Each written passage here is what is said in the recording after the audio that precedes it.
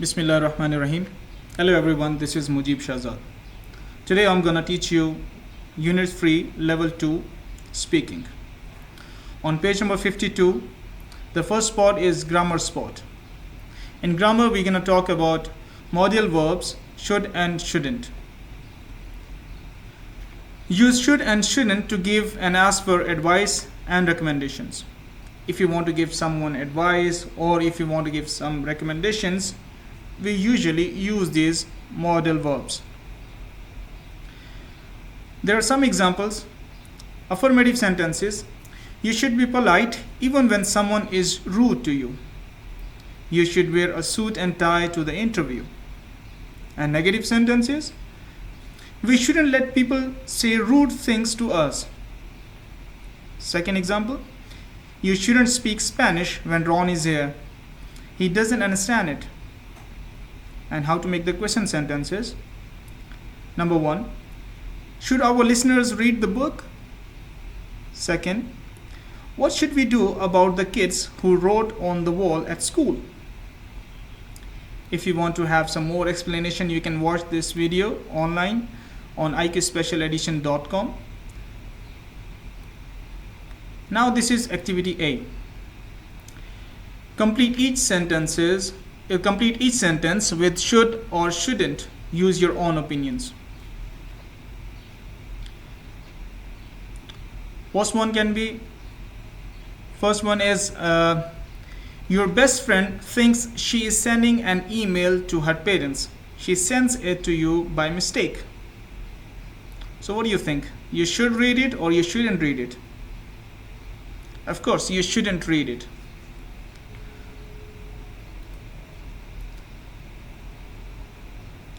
Number 2, you should always be polite to others. Number 3, children shouldn't call their teachers by their first names. Number 4, students should raise their hands to ask a question in class. Number 5, you shouldn't call people after 10 p.m. Number 6, when someone gives you a gift, you should open it right away. Number 7, you should tell someone if they have spinach in their teeth. Number 8, a student should ask permission to leave the classroom. Now activity B. Work with a partner, take turns asking and answering yes or no questions based on the sentences in activity A. Explain your answers. For example, student 1, student A, should you read your friend's email to her parents? Student B, no, you shouldn't. You should tell your friend about it. Okay, now on the next page. Pronunciation spot. Today we're going to talk about in pronunciation two sounds, final sounds, s and z. These are two sounds. These are called hissing sounds in the terms of phonetics. If the final sound is s and z, these two sounds, if they come in at the end of the word, so what's going to happen? Words ending in s and z sounds link or connect to words beginning with a vowel. Now listen to these examples. You can find that how these sounds, for example, the first word is it's and the second word is easy. How the final sound s and the first sound is connected while speaking. Now listen to these examples. Unit 3. Pronunciation. Examples. It's easy to learn to play chess. The man was mad at the other drivers around him. So you listen to the examples. The first one is it's easy. It sounds like a one word. It's easy. but the final sound is s sound. That's why it's connected with the initial sound of the second word, and that is vowel sound. In the second example, drivers around. These two words are linked. It sounds like these two words are one word, but this is not like that, because the last sound of drivers is z sound, and the initial sound of the next word is vowel sound. That's why they are connected together while speaking. Now activity A. Read the sentences, mark the s and z sounds that link to vowels. I'm gonna play for you. You can work on it. Now listen to these examples and work on your book. Like one is already given here. The students admitted. How you can connect these sounds like this, you can see here. Okay, now listen to this, please.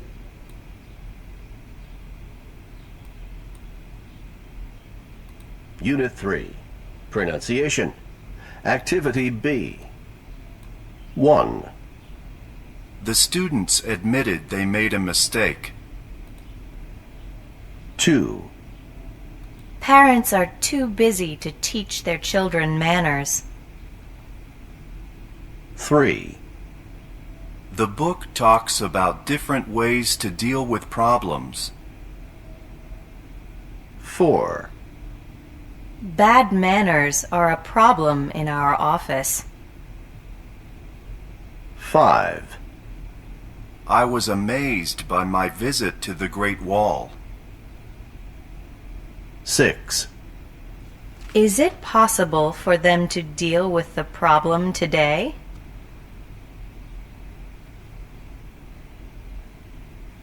Okay. This is the key. You can match your answers. If there is any wrong answer, you can correct it. This is the key.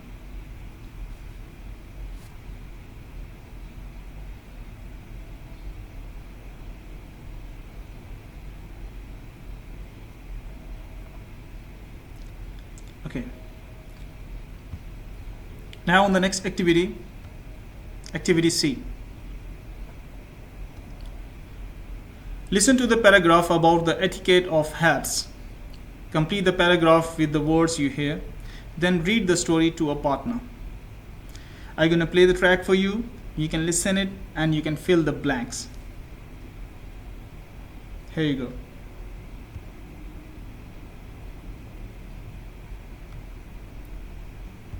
Unit 3. Pronunciation. Activity C. The etiquette of hats. There are a lot of rules about hats in etiquette books. Long ago, men and women always wore hats outdoors. It was bad manners to go out without a hat. Men took off their hats indoors. It was a sign of respect for a man to take off his hat. These rules started to change in the 1960s. John F. Kennedy was the first U.S. president to appear in public without a hat. Okay. Now you can match your answers. You can match your answers here.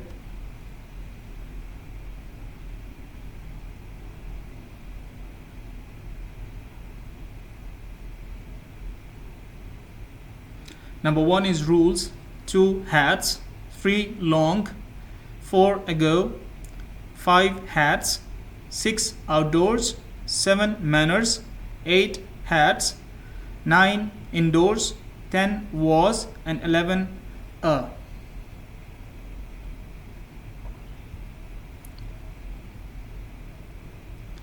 Okay, now on the next page, speaking skill.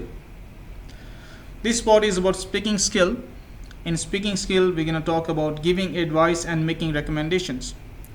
When you give advice or make recommendations, you don't want the listener to think that you are giving commands.